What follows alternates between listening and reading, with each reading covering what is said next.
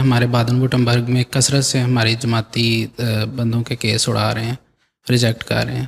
Reject کر تو رہے ہیں، جی ریجیکٹ ہو رہے ہیں. اڑا رہے ہیں، ریجیکٹ کر رہے ہیں. تو پھر ان سے کو دعا کریں، صدقہ جی دیں اور سچ بولیں. جی سچائی پہ قائم رہتے ہوئے اپنے کیس بیان کریں نا. ایک جو اسٹیٹمنٹ پہلے دی ہے اس پہ قائم رہیں. جی ایک بہت ان لوگوں میں ہمدردی بہرحال ہے، ایک جذبہ ہے ان لوگوں میں.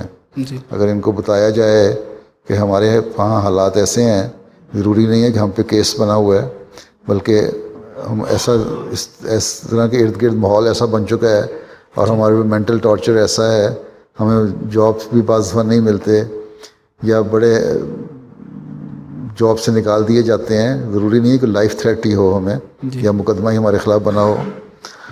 تو یہ جو مینٹل ٹارچر ہے یہ ہماری برداشت سے باہر نکل گیا ہے، اس لیے ہم یہاں آ گئے ہیں تاکہ ہمیں ذہنی سکون ملے. ہم پناہ میں آتے ہیں. اگر مستقل نہیں تو ہمیں 5 سال کا ہی ویزا دو. 5 سال تو ہم ان سے گزریں گے، پھر اگر حالات ٹھیک ہوں گے تو واپس بھی جا سکتے ہیں. اگر ان کو یہ یقین دلا دیا جائے کہ آپ کے کیسز سچائی پہ مبنی ہیں تو میں نے دیکھا ہے عموماً 80% کیس پاس ہو جاتے ہیں. جی سر، وہ ریجیکشن یہی لگا رہے ہیں کہ احمدیوں کو کوئی پرابلم نہیں ہے پاکستان میں. وہ تو پھر پرابلم ثبوت دینا چاہیے نا. جماعت بھی کوشش کرتی ہے، ان کو ثبوت دیتی ہے، بتاتی ہے کیا کچھ ہے، اور امبیسیز کے ذریعے سے بھی کیا جا رہا ہے. سیاستدانوں کو بتایا جاتا ہے، میں بھی بتاتا رہتا ہوں. دنیا کو ہر جگہ پتہ ہے، ہیومن رائٹس والوں کو سب کچھ پتہ ہے. جنیوا میں کوئی کانفرنس ہوتی ہے وہاں بھی جماعت کے نظریات پیش کیے جاتے ہیں، یہاں بھی پیش کیے جاتے ہیں. تو جو کوششیں ہیں وہ تو ہم کرتے ہیں کہ حتی الوسع کوشش ہو کہ جو تو بہت جینون کیس ہیں ان کی تو مقدمے وغیرہ کی تفصیلات آ جاتی ہیں، ٹھیک ہے. باقی اگر ایک اس طرح اپنا کوئی مقدمہ پیش کیا جائے کہ جس سے ان کے ہمدردی کے جذبات ابھریں تو اس سے ٹھیک ہوتا ہے. اس طرح سوچ کے مطابق کرنے چاہیے کیسز. جی جزاک اللہ. یہی میں خطبوں میں بھی کہہ چکا ہوں.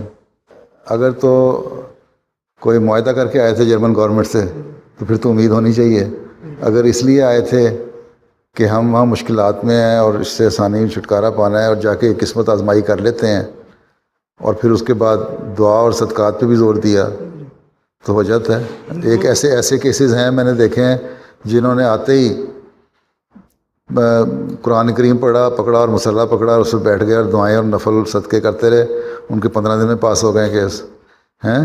جو ایسے بظاہر نیک لوگ تھے، دعائیں بھی کرتے تھے، لیکن ان کے نہیں ہوئے. تو بعضوں کو اللہ تعالیٰ مزید امتحان میں لیتا ہے. کچھ کے امتحان لمبے ہو جاتے ہیں، کچھ کے جلدی ہو جاتے ہیں حل.